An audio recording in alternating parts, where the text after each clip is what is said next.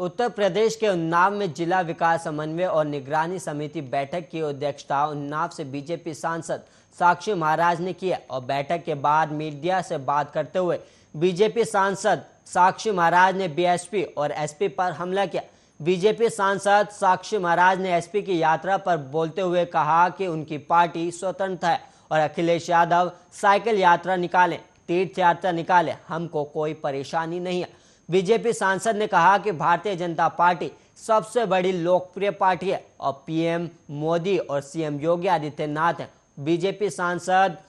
साक्षी महाराज ने कहा कि भारतीय जनता पार्टी आज से ज्यादा भारी बहुमत से जीतेगी और वहीं बीजेपी सांसद साक्षी महाराज ने मुलायम सिंह यादव और बीजेपी प्रदेश अध्यक्ष स्वतंत्र देव सिंह की मुलाकात पर बोलते हुए कहा कि बीजेपी सबसे बड़ी लोकतांत्रिक पार्टी है, समाजवादी पार्टी नहीं है। बीजेपी सांसद साक्षी महाराज ने कहा कि जब कोई बीमार होगा हम देखने जाएंगे और वहीं स्वतंत्र देव सिंह की तारीफ करते हुए कहा कि स्वतंत्र देव जी ने बहुत अच्छा काम किया जो मुलायम सिंह जी को देखने गए। और एसपी पर हमला बोलते हुए सांसद ने कहा कि अखिलेश यादव थोड़ी नहीं है जो कल्याण सिंह दुनिया से चले गए हैं और अर्थी पर 2 फूल चढ़ाने भी नहीं गए।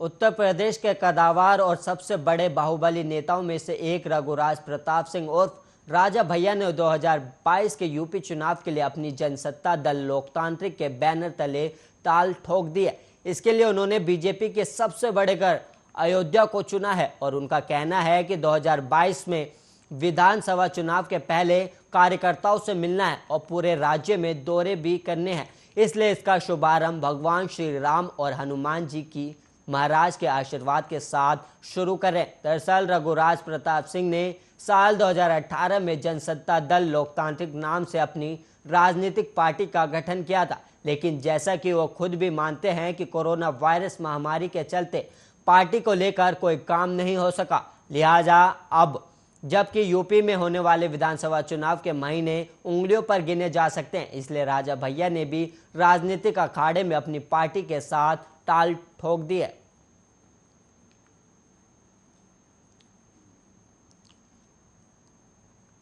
पिछले 15 दिनों में मथुरा के 3 ब्लॉकों में फरा, मथुरा और गोवर्धन के अंतर्गत आने वाले लगभग दर्जन भर गांव में अनजान बीमारी से लोग दहशत में, जिसके बाद सतर्क हुए स्वास्थ्य विभाग ने इन्हें गांव में से सर्वे कराकर लोगों से सैंपल लिए और ये जांच के sample Mathura, Agra, SN medical college, Lucknow, KGMC और अलीगढ़ भेजे जा रहे हैं।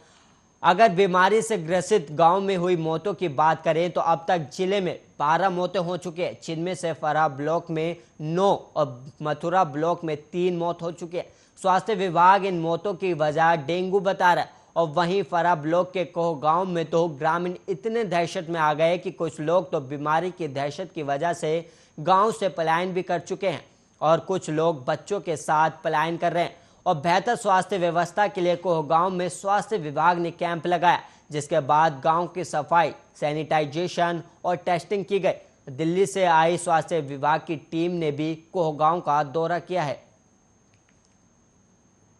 रात्रि 9:30 बजे प्रधान पद के प्रत्याशी राहुल यादव और दूसरा जो है अखिलेश यादव और चंद्रगी राम, ये दोनों अपना प्रचार कर रहे थे। किसी बात को लेके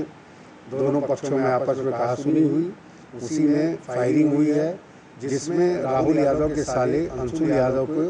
पेट में गोली लगी है। तत्काल उसको उपचार हेतु सैफई रेफर किया गया, जहां उसकी स्थिति नियंत्रण में है, उपचार चल रहा है। इस संबंध में राहुल यादव द्वारा एक तहरीर दी गई, जिसमें 307 का अभियोग पंजीकृत किया गया है। यूपी के इटावा जिले में रक्षाबंधन की रात पुलिसकर्मियों से हाथापाई के मामले ने तूल पकड़ लिया। कुछ युवकों द्वारा पुलिस के सिपाहियों के साथ गाली गलौज और मारपीट करने का वीडियो वायरल हो गया और वायरल वीडियो को देखने के बाद एसएसपी ने एसपी क्राइम को जांच के आदेश दिए। जो भी दोषी होगा उसके खिलाफ सख्त कार्रवाई की जाएगी। इससे पहले बीजेपी सांसद रामशंकर कटेरिया ने पुलिस पर ही आरोप लगाए थे। सांसद का